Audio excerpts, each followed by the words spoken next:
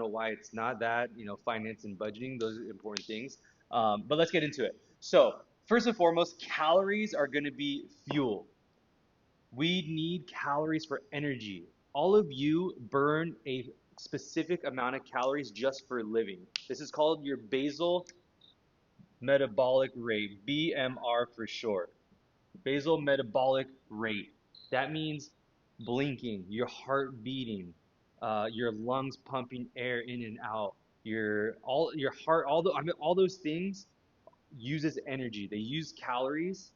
So you have a specific number, your basal metabolic rate of how many calories you naturally burn. When we take a step back and look at your overall calories, we have macronutrients.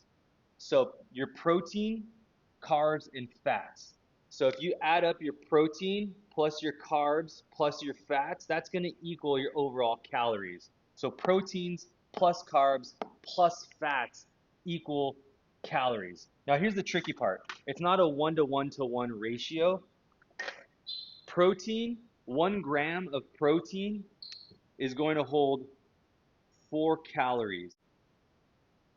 4 calories per gram. Now, fats have 9 calories per gram. Therefore, fats, 1 gram of fat, has over twice as many calories as does the carbs and protein. So if you're looking at our food, if we're looking at packaged food, or when I'm talking about lean meats, we're talking about more protein in there versus fats. So a ribeye is delicious because it's got a good amount of fat in there. Protein is important for helping us build muscle, and it's going to be important for recovery. So after your workouts, your body said, "Hey, I have these micro tears in these muscles. I need protein in order to repair this." Well, you know what is a priority? Your heart, your lungs. Those are going to be the first priority. So we need a minimum amount of protein for your body before it starts to prioritize the muscle. Once we start to prioritize the muscle, we build more muscle mass, which is going to increase your basal metabolic rate, how many calories you burn naturally.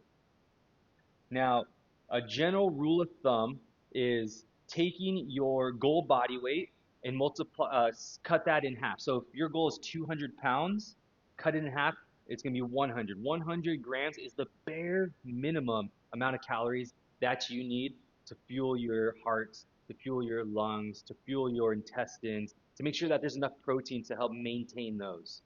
That's why we bump that number up and double it. So if your goal is to be 200 pounds, ideally we should be shooting for 200 grams of protein to start increasing our muscle.